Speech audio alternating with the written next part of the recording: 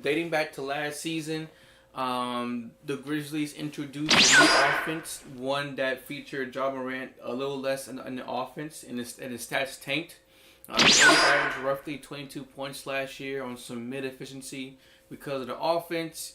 And then right before the playoffs, they fired Zach Taylor, and then Josh stats went up a little bit, and they had that little playoff run. They lost, and then coming in this season, a new coaching staff. People thought we were going to get the new job back. So far this season, he's averaging 20 points per game. Not what we expected. He's shooting like 15% from three. Really terrible. And just a couple days ago, Ja Morant, he shot 3 for 14, 0-6 from 3 versus the Lakers.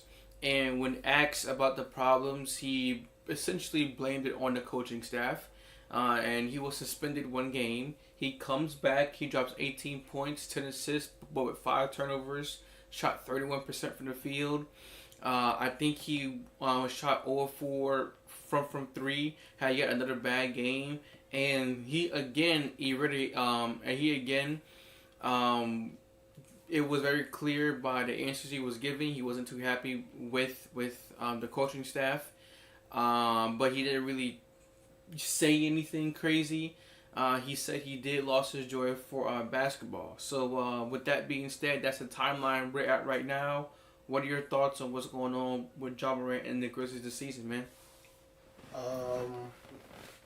My thoughts on that entire situation is Ja is ready to be traded. Ja is ready to be traded. I don't think that it can't be more obvious. Yeah. It's like, I just think that Memphis, I just don't see them going anywhere. I'm not gonna lie to you. I feel like they had some good runs, like you said. Like they had some surprising runs that we've seen before with them. Desmond Bain, Ja Morant, Jaren Jackson Jr. and everything like that. Even with Steven Adams as their center. And they got a good one in Zach Edey. But I think that Memphis is just not where Ja needs to be, and I just don't think that's where Ja wants to be. Yeah. I think it's as simple as that, and I think that this might be the time to go ahead and start exploring who are we going to trade Ja Morant for, and what can we get back for him, because as a player, the dude's value is high. Yeah. You would love Ja Morant on your team. Yeah. I did see some fans on Twitter. I seen some T-Wolves fans saying they wouldn't mind trading for Ja Morant. Ja and Ant on the same team. Yeah, I seen some Bucks fans saying that they want Ja. The Bucks, they desperately need some talent. Ja is talented. So I seen some fans of those two particular fan bases saying they want Ja on their team. I like that Bucks idea. I'm not gonna lie to you. I can actually picture that. But in terms of what has happened over the course of the last year and a half with Ja Morant, I do think that the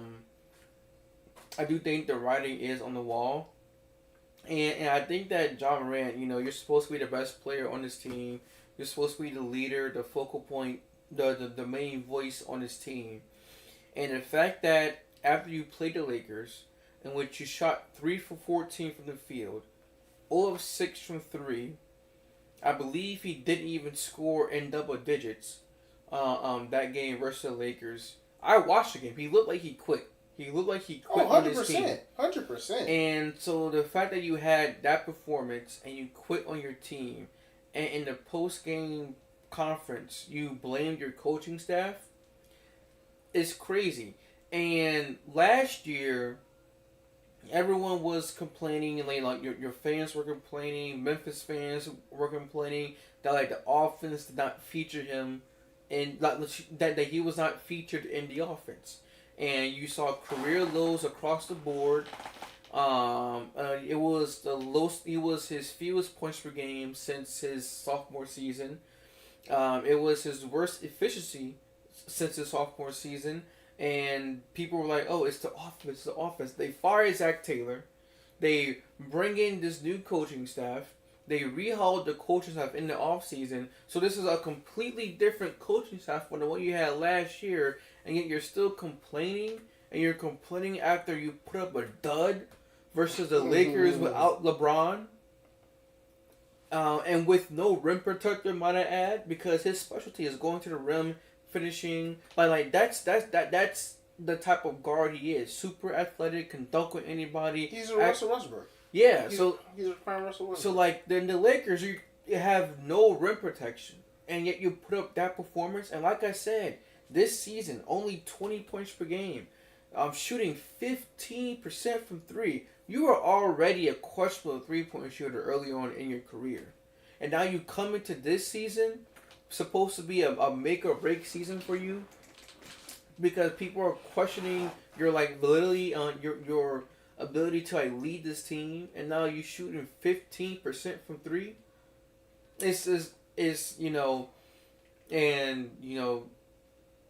it's like a different conversation with that 2019 draft class with him and Zion, and how they were supposed to be the next the next guy, the next face of the league and things like that.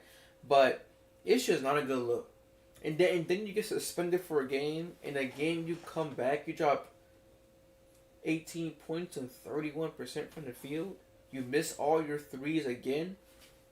Like you just have to be better, man. You just have to be better. I mean, I'm gonna put it like this. The biggest thing for me is, by the way, I'm glad you threw me the hell off whenever you said Zach Taylor, because I was like, wait, what? You mean Taylor Jenkins? Yo, yeah. I'm thinking about football, bro. Like, you just named the Bengals.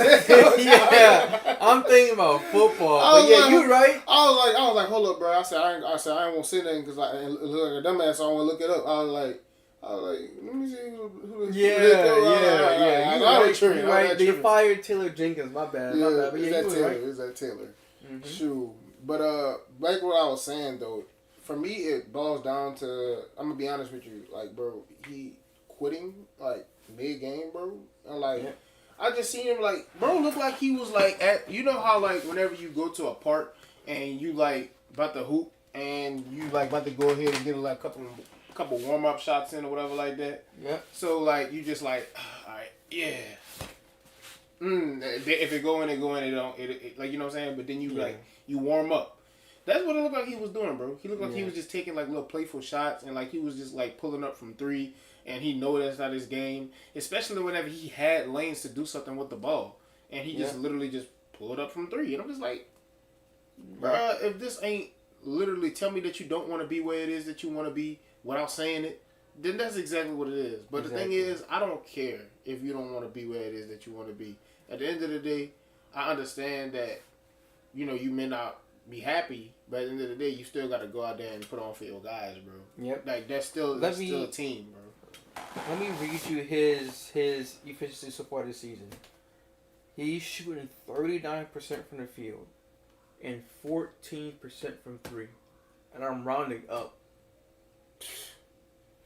This was a dude still having bad numbers. This was a dude who averaged 27 points per game in 2022. The next season, 26 points per game. He was phenomenal in both playoff runs. And now he's barely averaging 20.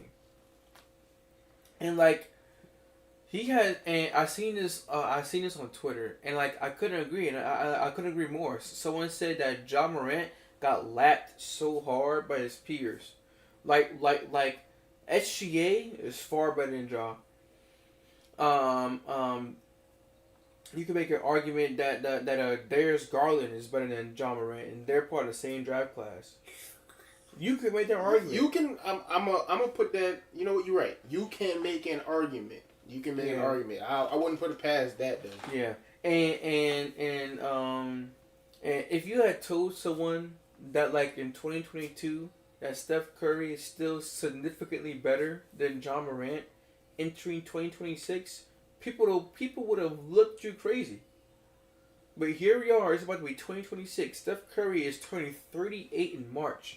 And he is still a significantly better player than Ja Morant. That's true. And at that time, no one would have believed you. Oh, you're crazy. Ja just averaged 27, led the team to the playoffs. He went band for band with Curry in the playoffs. His projection was he's supposed to be a 28, 5 and 8 guy right now. Like that's what he's supposed to be. And at the bare minimum, at the bare minimum, like a 36% 3 point shooter. No one's asking for 40. No one's asking for 45. Can you shoot 36% from three for a season? And he can't do it. As a matter of fact, his 3 point percentage has gone lower and lower year by year. I mean, I'm not surprised by that, to be honest with you. I mean, I just think that, like, look, I said Russell Westbrook is like his type of like his archetype. Now, I'm not going to say like don't read too hard into that. I'm not meaning like 2020 and 20. You know what I'm saying? Yeah. But like point guard, athletic, can dunk on anybody, like you said, can make the three ball, but is not his primary bag. You know, so I think that Ja had all of the hype whenever he had such phenomenal seasons and everything like that. And whenever you go, it also helps whenever you're going and doing this against the best. Mm-hmm. You know? So, and I feel like the hype is still there. I feel like it's just time for a change of scenery. I think that Memphis is not where, because I feel like, I'm not trying to say nothing but bad things has happened to Ja since he's been in Memphis. Yeah. But I'm saying that he has a little bit of a record. You know what I'm saying? Of like other things happening. And I know that's like off the court and everything like that. Yeah. But I think bro just wants to be out of Memphis, bro. And I don't blame him. I just feel like I wouldn't believe in Memphis either. Yeah. I know I'm not actually out there on the court, but I wouldn't believe in Memphis either. I think it's time for him to go. And I saw a recommendation trade. Trae Young for Ja. Trae Young for Ja? I think that's a lateral move. I think that's a lateral move. That doesn't really do anything for either franchise. I think the only thing that it really does is just get maybe players out of situations or get them out of a scenery that it is that they don't want to be in. Mm-hmm. Well, I'm not trying to say that Trae. I don't know. I don't know what the Trae Young situation. I feel like he just riding it out right now. Yeah, I will say this real quick. I think the era of the guard of a small point guard being your number one scoring option and your number one playmaking option is over. If you ain't Steph Curry, it probably is. Yeah, so like Trae Young and Ja Morant, you know what I'm saying?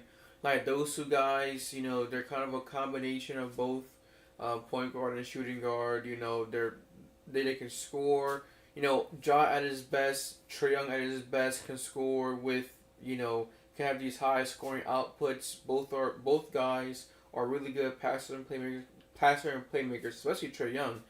But asking a small point guard to do both at the same time is just too hard.